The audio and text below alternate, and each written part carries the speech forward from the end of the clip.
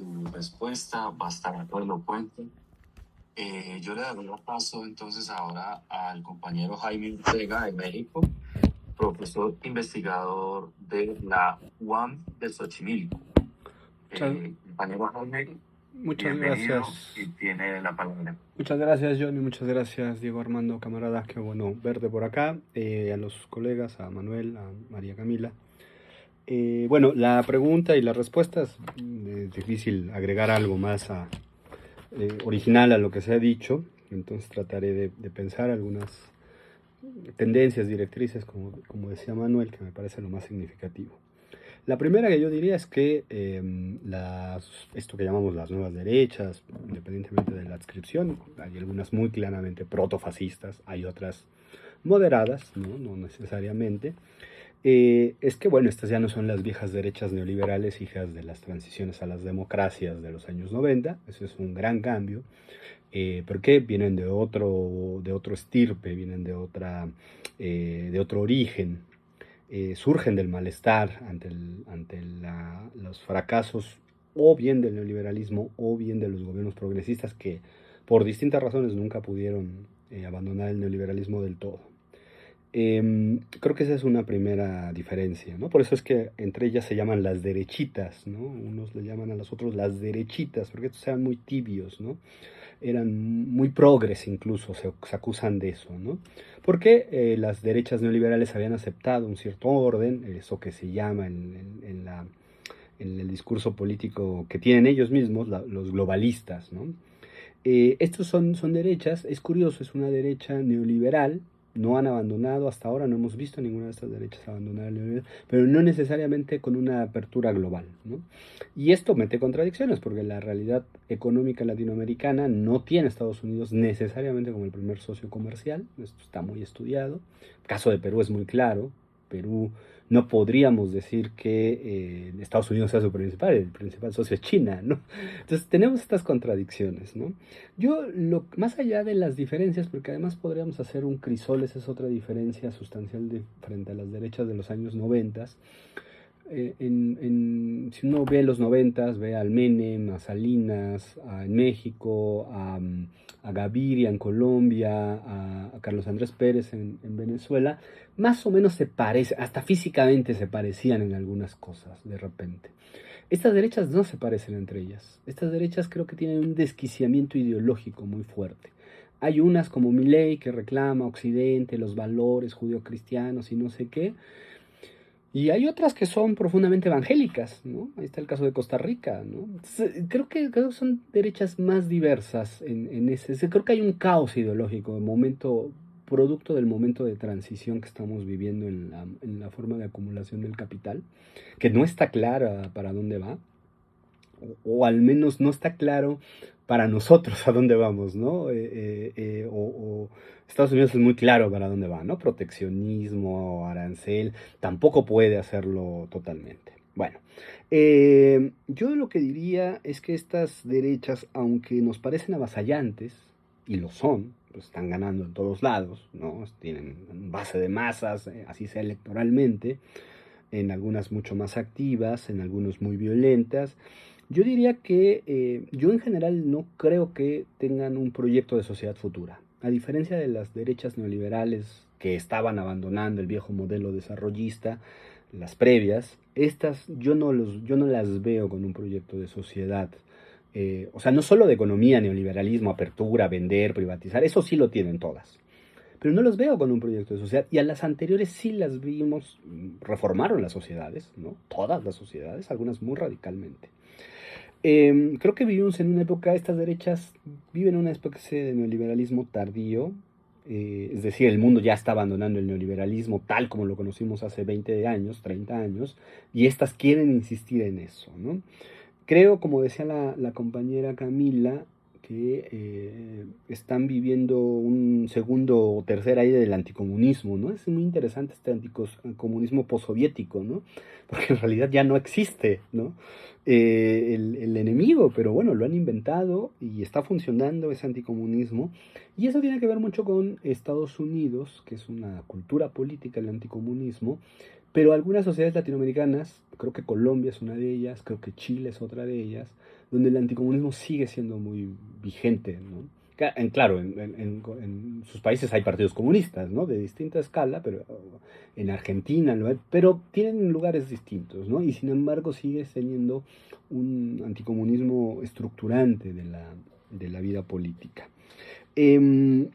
Yo, a pesar de que no soy, pues no tengo una mirada positiva de los próximos años, creo que los próximos años van a ser muy difíciles, más difíciles que los del neoliberalismo, por cierto.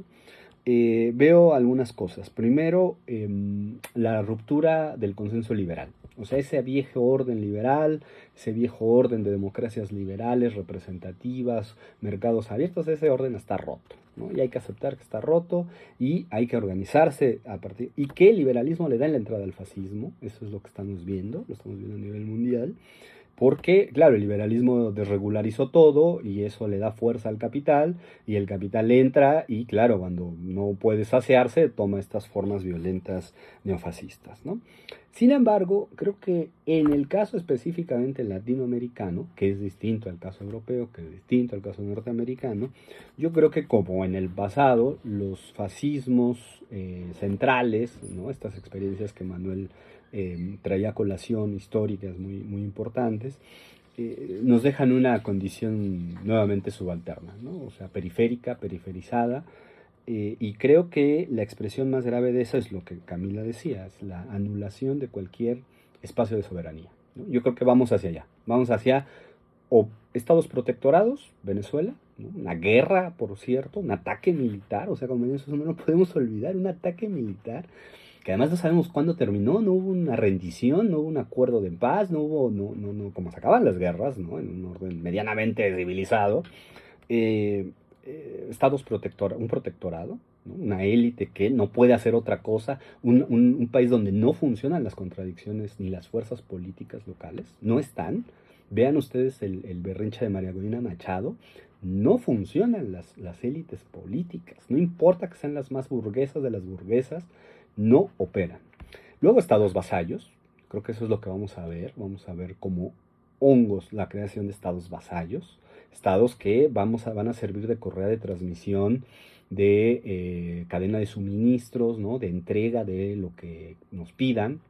Colombia, desgraciadamente, Argentina, muy claramente, Chile, aunque Chile no es tan importante geográfica, no entra, ¿no? Digamos, no tiene el papel que tiene en Argentina, que tiene Colombia, que tiene Ecuador, pero estados vasallos, ¿no? Claramente Bukele, ¿no? Claramente Bolivia, claramente Paraguay, ¿no? Estados vasallos, ¿no? Es decir, élites decididamente neocolonialistas, ¿no? Y claro, la soberanía se va a volver el gran problema de nuestro tiempo, ¿no? ¿Qué tipo puede haber en espacios neocoloniales? Pienso, finalmente, no quiero alargarme mucho porque creo que los compañeros, la compañera y la compañera dijeron cosas muy significativas. Creo que tenemos que tener análisis de escalas. Hay lugares donde efectivamente lo que dice la compañera es cierto, hay ataques a la diversidad sexual, pero sin embargo estas experiencias derechistas en el centro europeo, ¿no? O en Israel no necesariamente tienen eso. O sea, hay diferencias, ¿no? Aquí en América Latina sí lo estamos viviendo.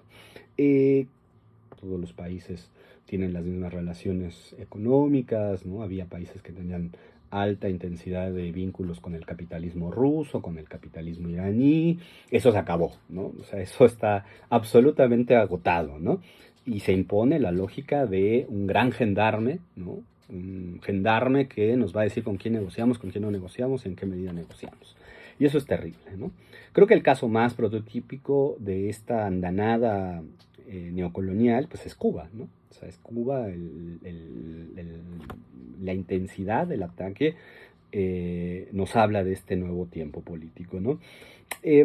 Yo soy ambivalente porque al mismo tiempo que no veo fuerza en las sociedades, no veo capacidad de respuesta en muchas sociedades, en algunas sí, como dice Manuel, hay densidades políticas que permiten pensar en resistencias, pero también venimos agotados de conflictos entre las izquierdas, ¿no? Eso es cierto también, o sea, hay élites o hay grupos en la izquierda, los grandes sectores también están agotados por las propias contradicciones, ¿no? Por ejercer el poder te deja eso, ¿no? En algún punto.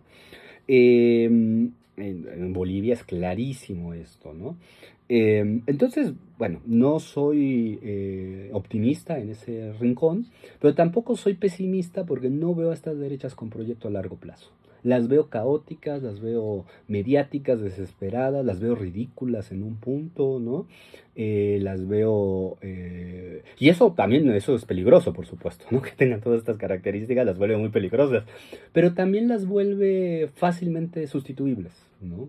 Por el orden del capital, ¿no? O sea, creo que son personajes los que a veces nos llaman que son sustituibles, porque la lógica del capital tiene que ordenarse en algún punto, no puede ser caótica eternamente, ¿no?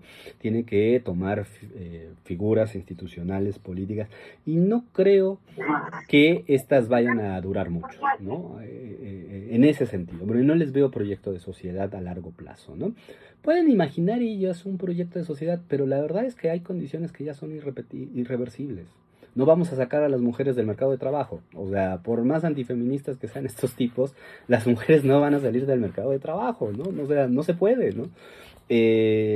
Por más de que CAS esté haciendo una zanja con el Perú, pues la verdad es que la migración llegó a Chile, no me van a salir, ¿no? Es decir, hay cosas también que son parte de un orden que ya el propio capitalismo lo ha sentado, lo ha organizado de manera previa, ¿no?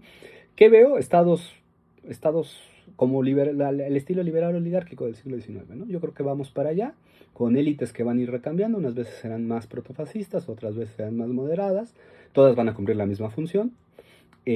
Vamos a ver flujos de recursos y de materias primas, de las nuevas, de las que se necesitan ahora en la época de la inteligencia artificial y toda esta cosa, pero básicamente el mismo principio, ¿no?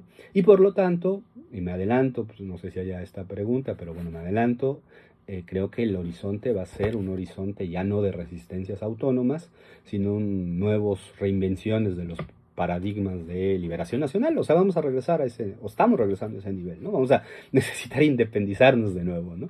Bueno, yo no me adelanto más, yo creo que los compañeros dejaron muy bien las bases, ¿no? Y la dejaría aquí.